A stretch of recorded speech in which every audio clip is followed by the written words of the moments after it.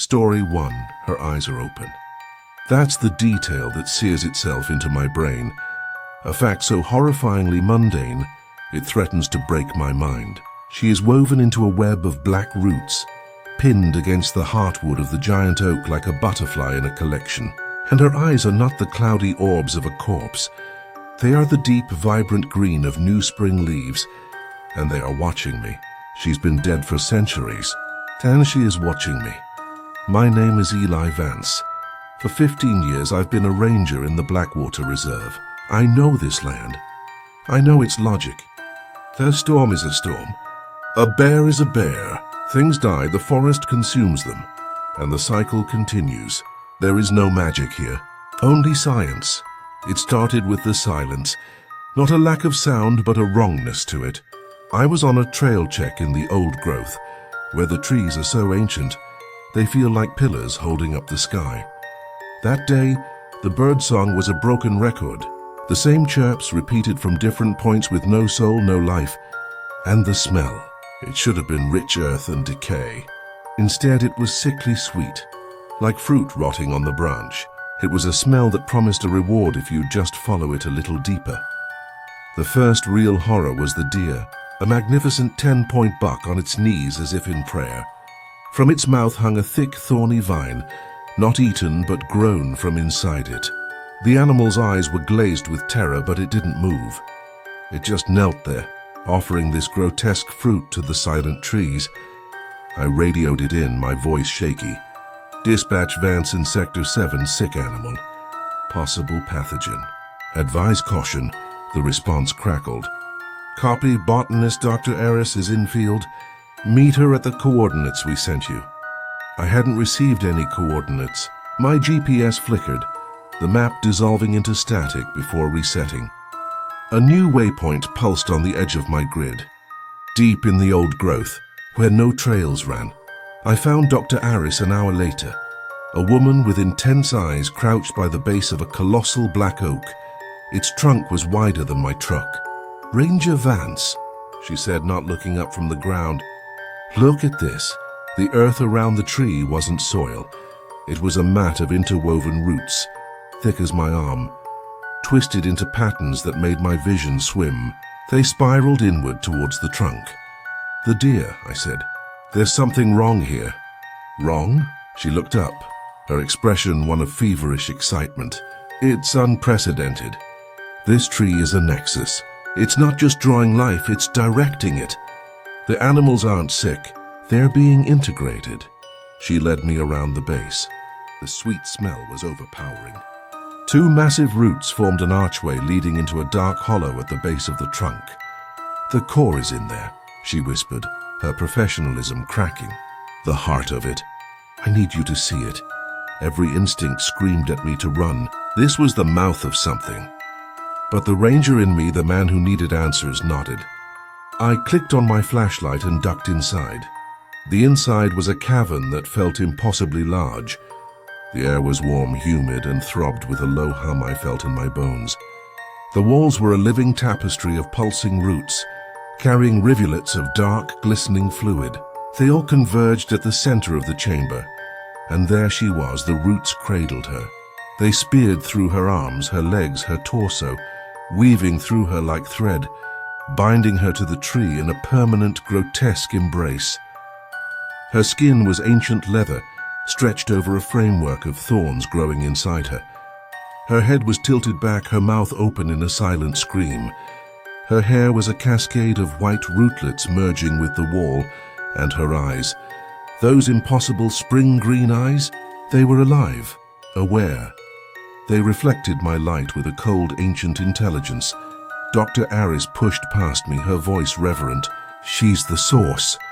The stories were right. What stories? I breathed. Local legends.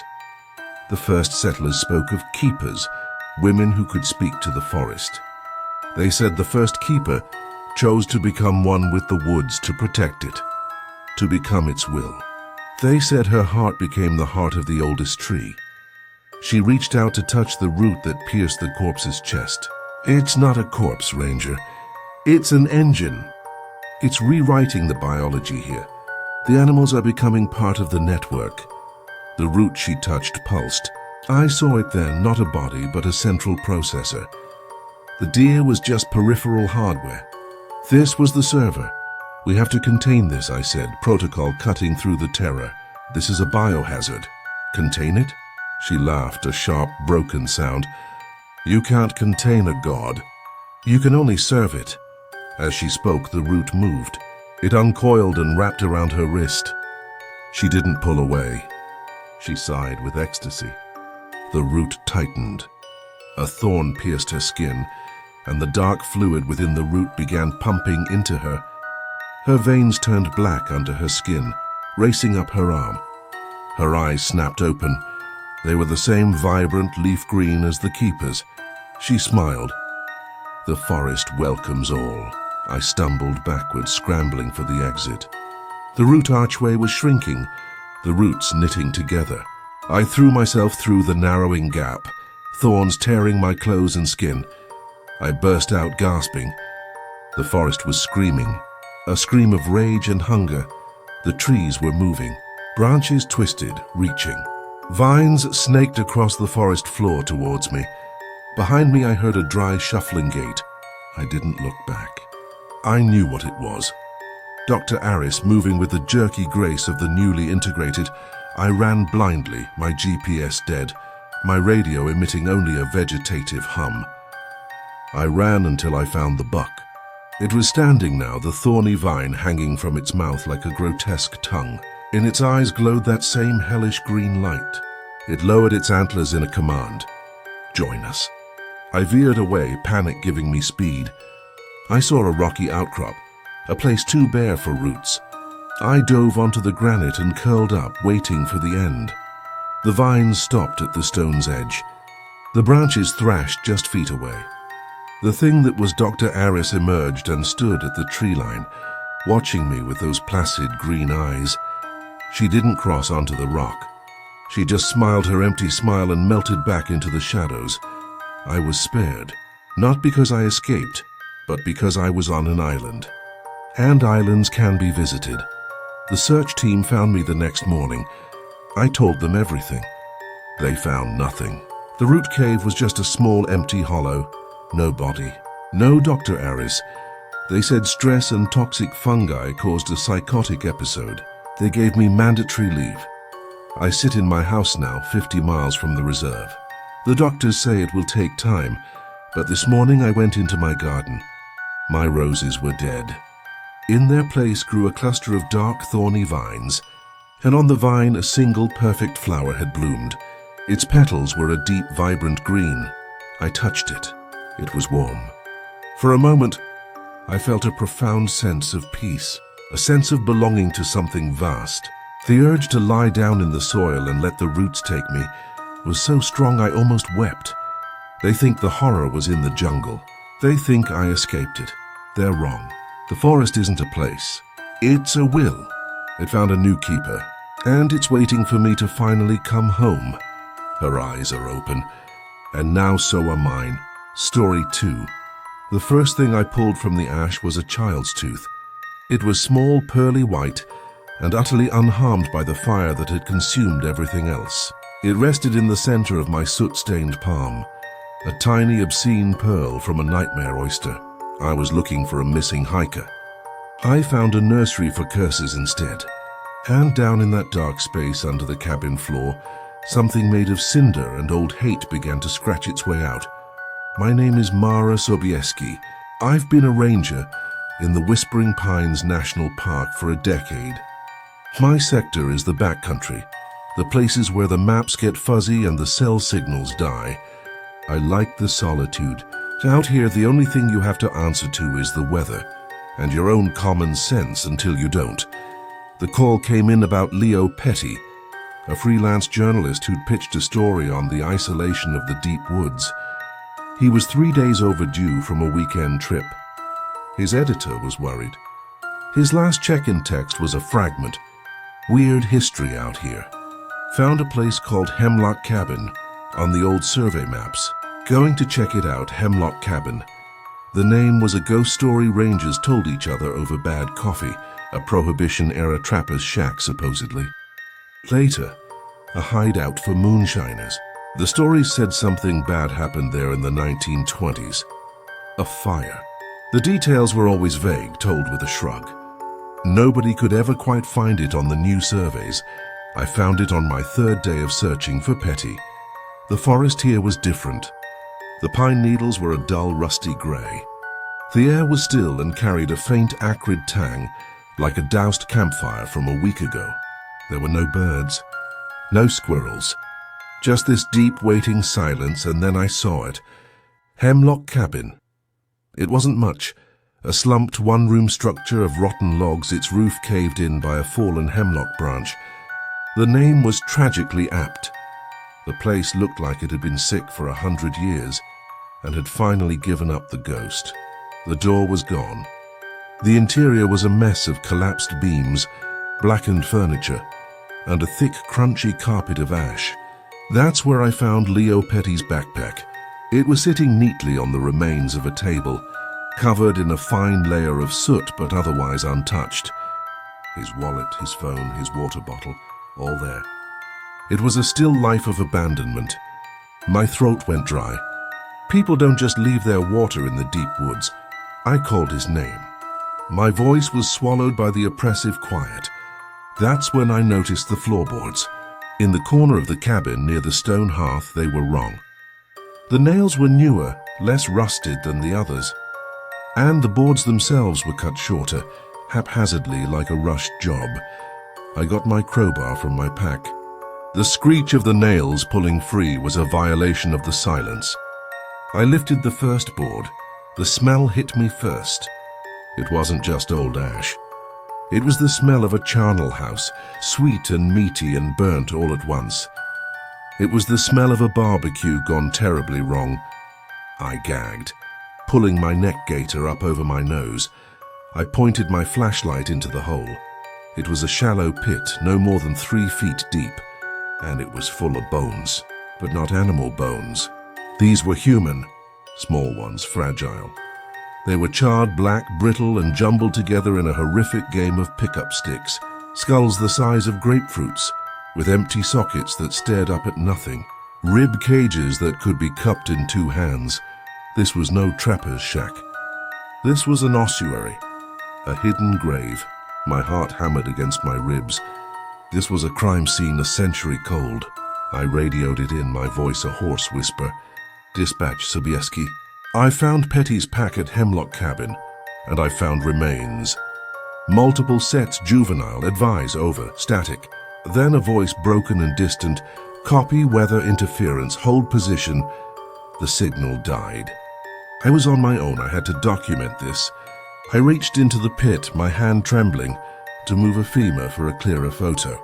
My gloves were thick leather, but the moment my fingers brushed against the blackened bone, a jolt went through me. A psychic shock of pure, undiluted pain. I saw a flash behind my eyes, the smell of kerosene, the heat of flames, the sound of laughter outside a locked door. I snatched my hand back, my breath coming in ragged gasps. I was losing it. The stress, the smell, it was getting to me. That's when I saw the tooth. It gleamed white amidst the charcoal black. A single perfect child's tooth. It was impossible. Fire hot enough to reduce bone to charcoal would have incinerated enamel, yet there it was. I picked it up. It was cold, ice cold, and the scratching started. It was a soft, dry sound, like a moth beating against a window pane, but it was coming from inside the pit, from the bones themselves. I shone my light back down. The jumble of bones seemed to have shifted.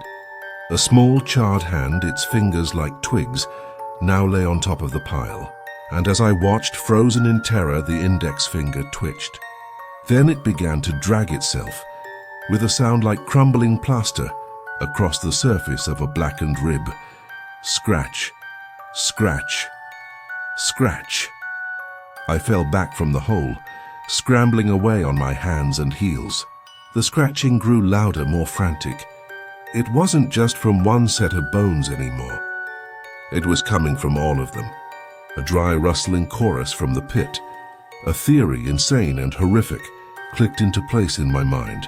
Leo Petty's text. Weird history. The local ghost stories about a fire. These small, helpless bones. This wasn't a random tragedy. This was a purge. A witch hunt. They hadn't burned one woman. They'd burned a family, a mother and her children, accused of blight, of sickness, of souring the milk. They'd burned them alive in their own home and hidden the evidence under the floorboards. And their anger, their terror, their final agonizing moments, it hadn't left. It had baked into the very carbon of their bones. It had festered here for a century, waiting. The air in the cabin began to change. The faint smell of ash grew stronger, hotter. A warmth began to radiate from the open pit. Tiny tendrils of smoke, or perhaps dust, curled up from between the bones. One of the small skulls turned. Its empty socket slowly rotated and fixed on me. A whisper filled the air, not through my ears but inside my skull. The voice of a child, sing-song and full of malice. You found us. Now you have to play. The temperature spiked. The ash on the floor began to stir, swirling in tiny cyclones. From the pit, a hand, skeletal and black, gripped the edge. The bones groaned as something started to pull itself up. I didn't think. I acted. I lunged for my pack, for the can of bear spray. It was a weak weapon against a nightmare, but it was all I had. The thing from the pit rose. It wasn't a full skeleton. It was a grotesque puppet made of charred fragments, held together by glowing embers and willpower. It was a child-sized thing, its head lolling to one side.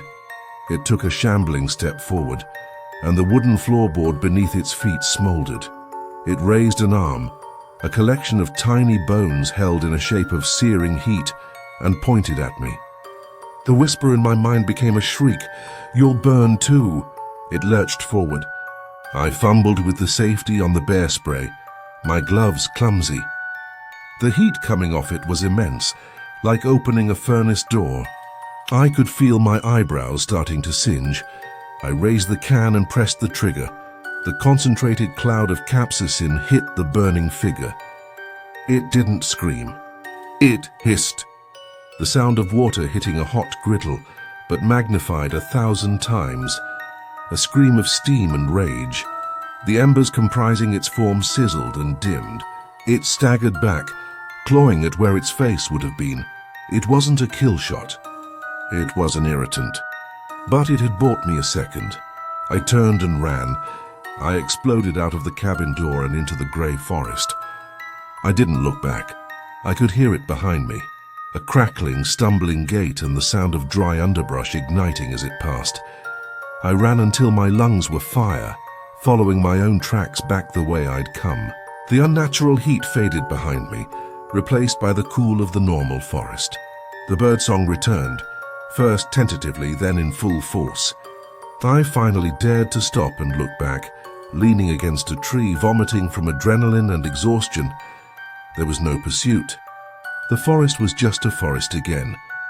I made it back to my truck, called in a garbled, panicked report about a fire at the cabin, and got the hell out of there. Story 3. The worst part isn't the smell or the way the reeds cling like pleading fingers. It's the singing. A low harmonious hum that seems to rise from the water itself. A melody that's part lullaby, part funeral dirge. We're looking for a missing kayaker, but the river isn't giving him up. Instead, it's offering us its other treasures. I just watched my partner, Sam, reach into the murky water and pull up a woman's hand, severed at the wrist, the skin bleached and wrinkled. And as it dripped onto the deck of our airboat, the fingers slowly, deliberately, curled into a fist. The singing grew louder. My name is Ben Carter. I'm a swamp rat turned park ranger, which means I know the Blackwater Fen like the back of my own hand. I know its gator-filled bayous, its hidden channels, its deceptive calm. The Fen doesn't have predators. It is a predator. It lures you in with its haunting beauty and drowns you in its secrets. I respect it. I never trusted. My partner Sam Wilkins is a city kid, still green. He thinks the fen is an adventure. He hasn't learned to listen to its silences yet. The call was for a kayaker, Daniel Shaw, last seen putting in at Cyprus Landing 2 days ago. A storm had blown through, quick and mean, and he hadn't returned. Standard procedure. We took the airboat, its fan a deafening roar that shattered the swamp's usual chorus of insects and frogs. But today the swamp was quiet. Too quiet. The storm should have stirred up life, but an eerie hush had fallen over the fen. The only sound was our engine and the slow, thick lap of water against the cypress knees. We found his kayak first, snagged on a submerged log in a wide, still channel called the Sisters Reach. The name came from an old story. One my granddaddy used to tell about 3 women who lived out here, healers who people said could control the weather and the water.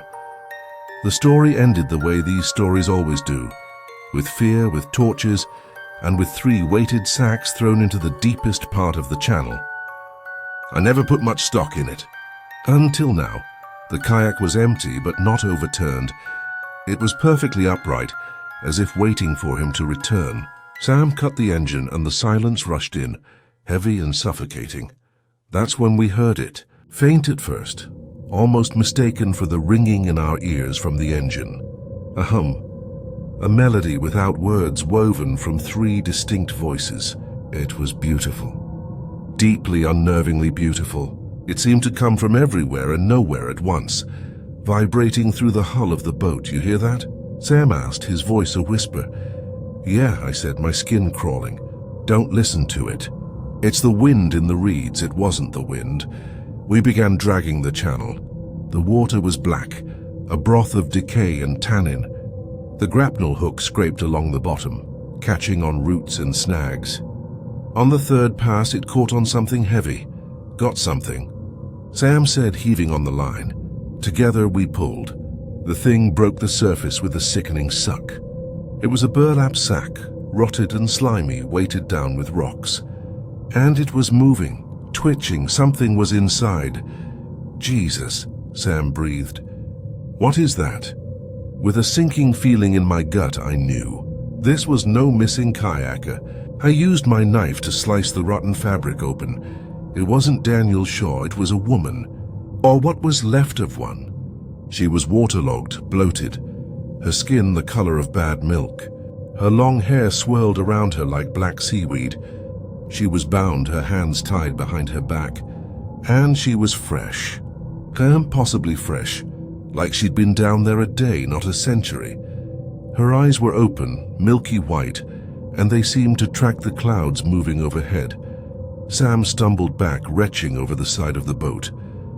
The smell was overwhelming, the sweet, gagging stench of a gutted fish left in the sun, and the singing swelled. It was clearer now, filled with a tragic, welcoming warmth. It felt like it was right beside us. That's when we saw the others.